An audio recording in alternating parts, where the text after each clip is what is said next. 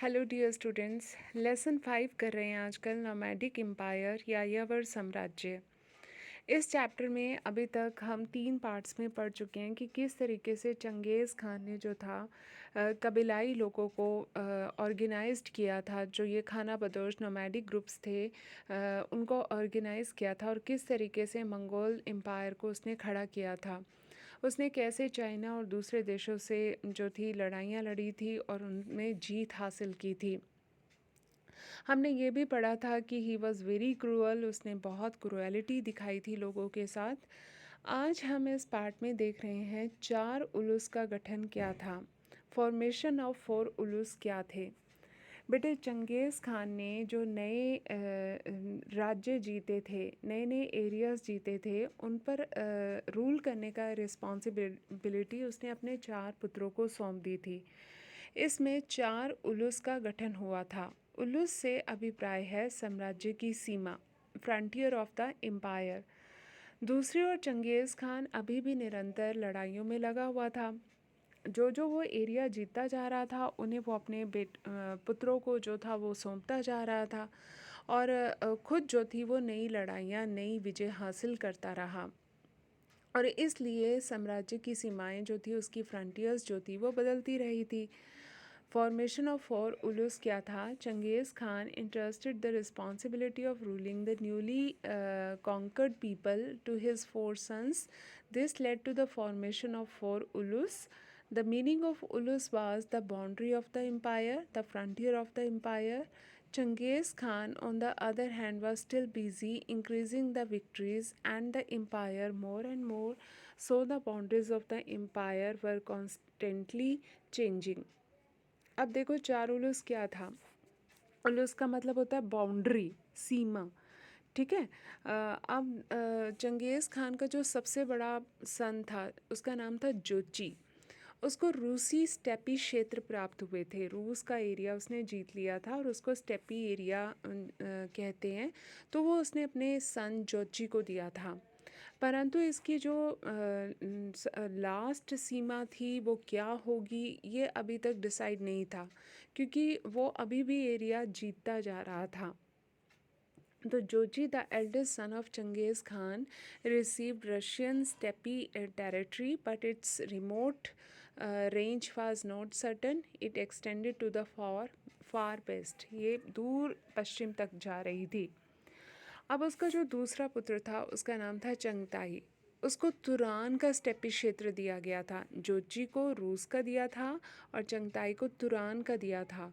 और इसमें पामीर माउंटेन भी आ रहा था, वो भी उसी को ही मिला था। लेकिन इसकी भी जो थी फ्रंटियर डिसाइड नहीं थी। क्यों? क्योंकि वो अभी पहले भाई की फ्रंटियर डिसाइड नहीं थी तो दूसरे की कैसे होती। तो पहले भाई की फ्रंटियर्स बढ़ रही थी, आगे आगे बढ़ती जा रही थी, तो इसकी भी बढ़ती जा रही थी। तो his second son Changtai got the steppe area of Turan and the northern area of Pamir mountain, which was with his brother's territory. Probably as he moved towards the west, his area also increased. ठीक है। इसके बाद अब हम देखते हैं तीसरा पुत्र कौन था। तीसरा पुत्र था ओंगोदोई। वो उसका सक्सेसर था। चंगेज़ खान ने ये क्लियर इंडिकेशन दे दिया था कि उसके बाद उसका जो थर्ड सन होगा ओगुदोई, वो उसका सक्सेसर बनेगा और उसे महान खान की उपाधि भी दी जाएगी। उसको ग्रेट खान का टाइटल दिया जाएगा। ओंगोदोई ने अपने राज्याभिषेक के बाद अपनी कैपिटल जो थी उसने काराकोरम में इस्टेब्लिश की थी। The Genghis Khan had indicated that his third son Ogodai would succeed him and be given the title of Great Khan. Ogodai established his capital in Karakoram. ठीक है। अब इसके बाद जो चंगेज़ खान का जो सबसे छोटा पुत्र था उसको क्या मिला? उसको जो था मंगोलिया ही प्राप्त हुआ। जो उसका मदरलैंड थी मंगोलिया, जहाँ से चंगेज़ खान ने अपनी लाइफ स्टार्ट की थी, उसको तोलिए को वो मिला।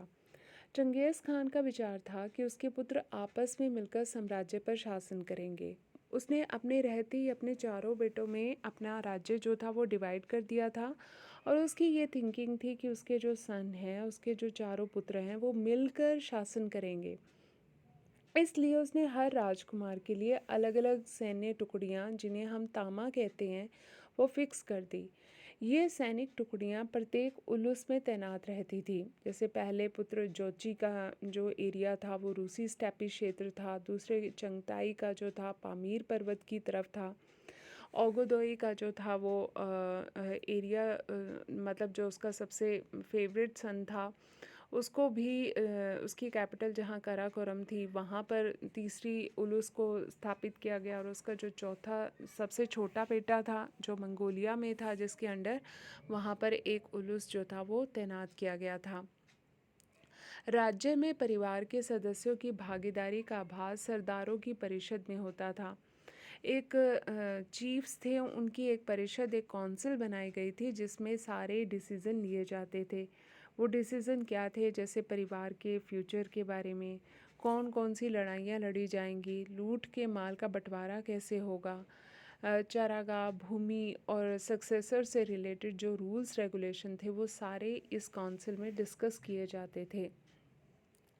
Genghis Khan thought that his sons would rule the empire together, so he set different army units for different princes. These troops were stationed in each ulus. The involvement of family members in the state was felt in the Council of Sardars. In this council, decisions related to the future of the family or the state, campaign, looting, pasture land and succession etc. were taken collectively. अब हम देखते हैं कि चंगेज़ खान ने संचार प्रणाली अपनाई थी, कम्युनिकेशन सिस्टम उसने कैसे अपनाया था चंगेज़ खान ने। तो चंगेज़ खान ने एक फुर्तीली संचार पद्धति अपना रखी थी जिससे राज्य के दूर स्थित स्थानों में उसका संपर्क बना रहता था। मतलब उस टाइम पोस्टल सिस्टम नहीं था, पोस्टल डिपार्टमेंट नहीं थे तो उस टाइम किस तरीके से मैसेजेस को कन्वे किया जाता था, इस टॉपिक में हम ये पढ़ेंगे। तो आप बताओगे Changez Khan had adopted a rapid communication, जिसको हम हरकारा मेथड कहते थे, विच kept control in for of places of the state. अपेक्षित दूरी पर सैनिक चौकियाँ बनाई गई थी, थोड़ी थोड़ी दूरी पर जो थी सोल्जर पोस्ट बनाई गई थी। इन चौकियों में जो थे स्वस्थ और शक्तिशाली घोड़े थे, कैवलरी सिस्टम बहुत अच्छा था। Soldier posts were built at the required distance and healthy and powerful horse and cavalry were stationed in these posts.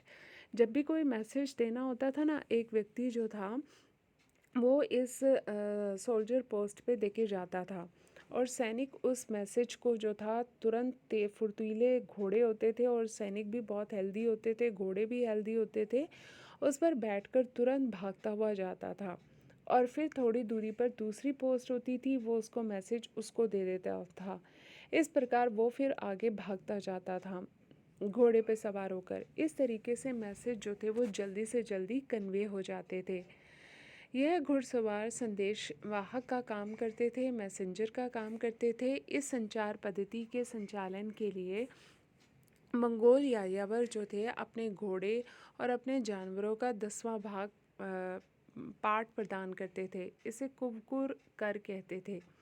यानी कि इस सब सिस्टम के लिए जो थे यायावर जो कबीले के लोग होते थे ना, वो अपने घोड़ों का 10वां भाग, यानी अगर 100 घोड़े हैं उनके पास तो उसके 10 घोड़े जो थे वो चंगेज़ खान को देते थे टैक्स के रूप पर। भी इस हरकारा सिस्टम में ये घोड़े जो हैं वो हेल्प कर सके। इसको कुबकुर कर कहते थे। These horsemen used to act as messenger. Mongol Yayavars used to provide a tenth of their own horses or other animals for the operation of this communication method. This was called the Kupkur tax.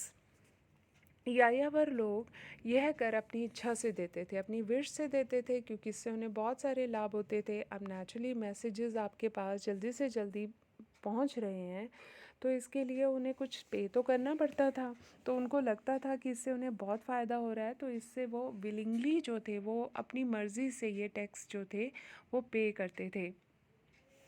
Changez Khan की death के बाद इस हरगारा पद्धति में और भी improvement I.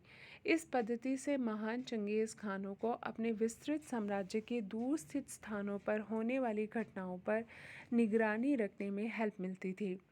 Further reforms were introduced in this Harkara method after Genghis Khan's death. This method helped the great Khans to monitor events from far off places in their vast empire. अब जैसे for example कहीं से दुश्मन attack करने वाला है, अब इतना बड़ा एम्पायर था, अब ये मैसेज कैसे पहुंचेगा?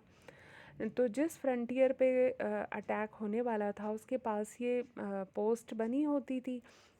तो वहाँ से एक सवार जो था वो घोड़े पे सवार होकर मैसेज जो था तुरंत दूसरे सोल्जर पोस्ट को देता था, और दूसरा तीसरे को देता था, तीसरा चौथे को देता था, ताकि इससे कोई घुड़सवार थकता भी नहीं था और जल्दी से जल्दी मैसेज जो था वो राजा तक पहुंच जाता था, तो वो स्टेप उठा लेता था। तो इस तरीके से उनको पूरा मॉनिटर करने में उनको बहुत हेल्प होती थी।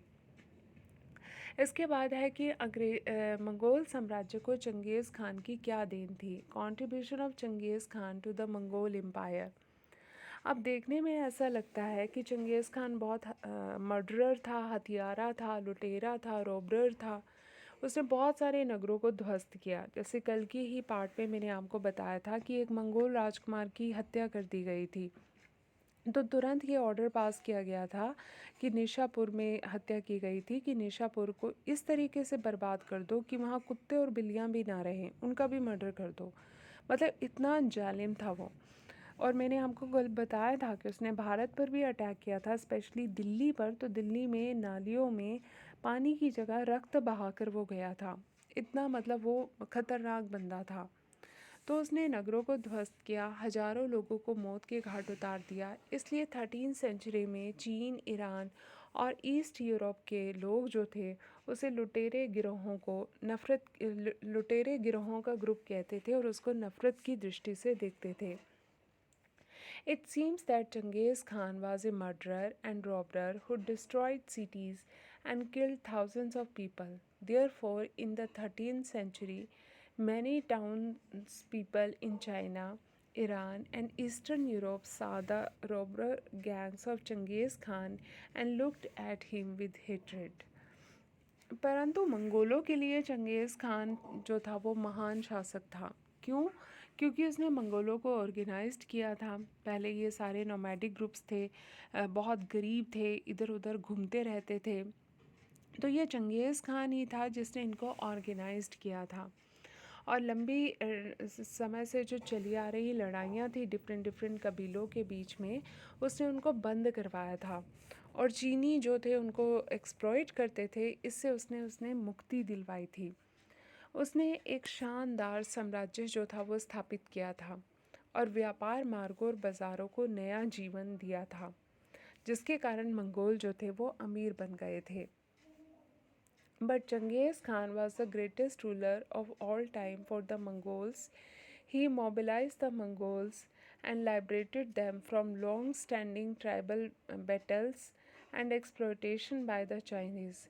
He established a glorious empire and gave new ways to trade routes and markets. Mongols became rich because of him.